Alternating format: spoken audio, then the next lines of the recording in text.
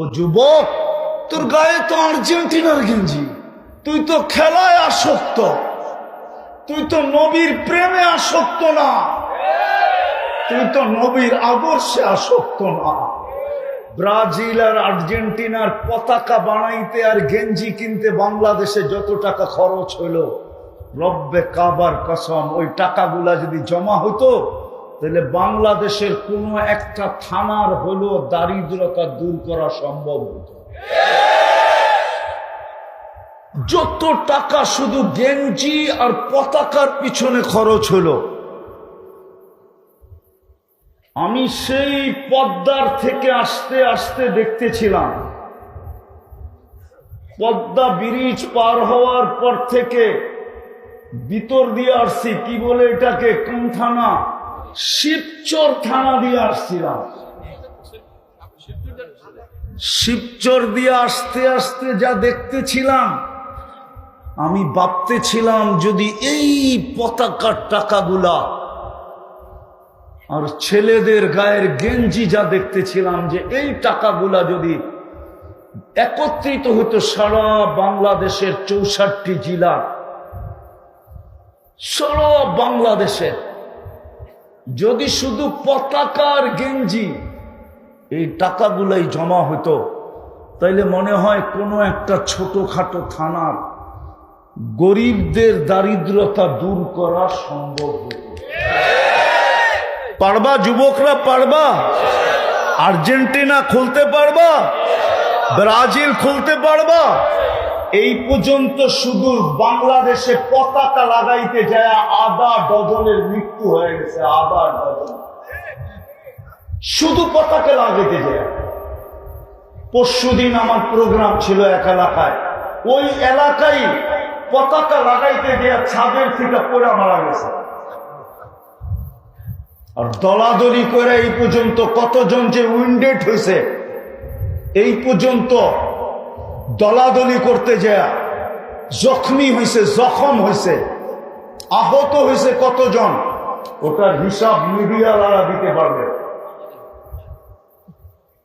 তোমাদের পায়ে হাত দিয়া বলি, মুহাম্মদুর রাসূলুল্লাহর রঙে রঙিন হও। তোমার জন্য কানলে উনি কালকে কানবে, আর কেউ কানবে না, রব্বে কাবার কসম, কেউ কানবে না। কিয়ামতের মাঠে কারো কান্নার সুযোগ হবে না, শুধু একজনের হবে, যাকে আরশে বসায় আল্লাহ বলছিলেন, যখন আরশে যে আমাদের আলোচনা করছিলেন যে আনতা রব্বুল করিম আনান নবিয়্যুর রহিম কাইফা তুদাইয়ু হাদিল উম্মাহ বাইনাল করিম ওয়ার রহিম। আপনি শুরুতে রব্বে করিম, আমি নবী রহিম, মধ্যখানে উম্মত জাহান্নামে চলে যাবে, আমি মনকে বুঝাবো তো বুঝাবো কি করে? তো আল্লাহ বলছিলেন, হাবিবি কসসমতুল কিয়ামাতা কিসমাইন, কিয়ামত আপনার আর আমার মাঝে বিভক্ত, সালতোতা, আপনি চাইতে থাকবেন আমি দিতে থাকবো, শাফি তুশাফা, আপনি সুপারিশ করতে থাকবেন আমি মঞ্জুর করতে থাকবো। আমি কোরআনে ঘোষণা দিছি লা ইউখজিকা, আপনাকে আমি লজ্জিত করব না। আরো ঘোষণা দিছি সাউফা ইউতিকা রাব্বুকা ফাতারদা, আপনাকে আমি রাজি করেই ছাড়বো, করেই ছাড়বো। কিয়ামতের মাঠ আপনার আর আমার চিন্তা করে মুহাম্মদুর রাসূলুল্লাহ কান্দে, পায়ে হাত দিয়া বলে এমন কিছু করো না। চাই না আমি, মাঝে মাঝে মনে হয়, আজকে 2-3 দিন ধরে মনে হইতেছিল, রাত্রে চিৎকার শোনা মনে হইতেছিল, এমন না হোক, এমন না হোক আল্লাহ নারাজ হয়ে যাক আর বাংলাদেশের জমিনকে বলা দেখ এলাকা, মনে হয় বলেন না। আল্লাহ বলছে আমি হুকুম দিতে দেরি, তোমাকে পেটে নিতে দেরি করবে না। আর আল্লাহর হুকুম যদি না মানলাম, আমাদের জীবনটা কিন্তু ছোট, 60-70 বছর দেখতে দেখতে অনেকটা কেটে গেল, ঠিক না? কি বলেন? যার 20 দেখতে দেখতে 20 বছর কেটে গেল, বাচ্চাদের কথা তো বাদই দিলাম, কেননা বাচ্চাদের বিরুদ্ধে কলম যায় না। রুফিয়াল কালাম সবি হাত্তা ইয়াবলুক, বাচ্চা যতক্ষণ পর্যন্ত প্রাপ্ত বয়স্ক না হবে কলম তার বিরুদ্ধে যাবে না। বিদায় বাচ্চাদের কথা বাদ দিলাম। বাচ্চা ব্যতীত আমরা যারা আছি সময়টা কিন্তু দেখতে দেখতেই কেটে গেল, ঠিক না? খুব মনোযোগ, কিন্তু বাকিটাও কিন্তু দেখতে দেখতে কেটে যাবে।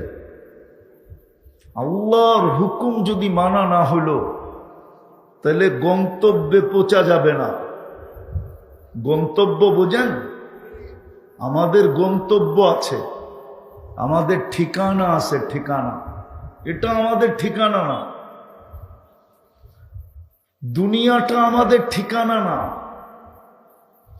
দুনিয়াটা যদি আমাদের ঠিকানা হইতো তাহলে আল্লাহর রাসূল কেন বলতেন কুন ফিদ দুনিয়া কাআন্নাকা গরীব, তুমি দুনিয়াতে প্রবাসীর মতো থাকো। প্রবাসী বোঝেন? শরীয়তপুরের মানুষ যদি প্রবাসী না বোঝে তো আর কে বুঝবে? আরে প্রবাসী বোঝেন? বোঝেন না? শরীয়তপুরের মানুষ যদি প্রবাসী না বোঝে তো আর কে বুঝবে? সবই তো ইটালি, ঠিক না? ইটালিরে শরীয়তপুর নাম দিল চলে, আমি দেখে আসছি, আমি চিনি। আল্লাহর রাসূল বলেন দুনিয়াতে যতদিন থাকবে প্রবাসীর মতো থাকো। প্রবাসীকে জিজ্ঞাসা করেন কিভাবে থাকে। জান এখানে কেউ প্রবাসী নাই? প্রবাসে কিভাবে থাকে? কি নিজের বাড়ির মতো, নিজের দেশের মতো, নিজের এলাকার মতো, নিজের ঘরের মতো? আল্লাহর রাসূল বলছে দুনিয়াতে প্রবাসীর মতো থাকো।